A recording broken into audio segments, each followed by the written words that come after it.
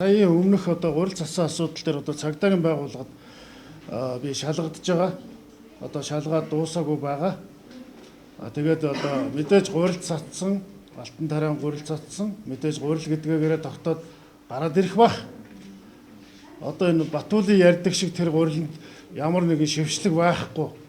Тэр Путин Алтмаагийн Батуулга шившлэг хийсэн, тэгээ хор хийсэн гэд байна лээ.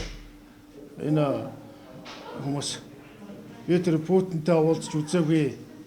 Алтмаагийн Батуулгатай би уулзаагүй. Тэр шившлэг мэвшлэг байхгүй, формор байхгүй. Үннээрээ л гарч ирэх байх. Цагдаагийн байгууллага бол жагсаал цуглаан тухай үед болж байсан тийм ээ. Жагсаал тухай цуглааны үед цагдаагийн байгууллагын үүрэг нь өөрөө жагсагчдыг хамгаалах үүрэгтэй байдаг. Тэр үүргийн дагуу жагсагчдыг хамгаалаад ажиллаа хийгээ зогсож ирсэн. Тухайн үед нь би гурил цацсан мэдээж жагсагчдыг хордуулсан байж магадгүй гэж үздэг юм уу. Тэгээд эсвэл зөрчил гэж үздэг юм уу. Хуулийнхаа дагуу, үүргийнхаа дагуу цагдаагийн байгууллага бол ажиллаа хийгээл явж байгаа. Энэ дээр бол цагдааг буруутгах арга байхгүй.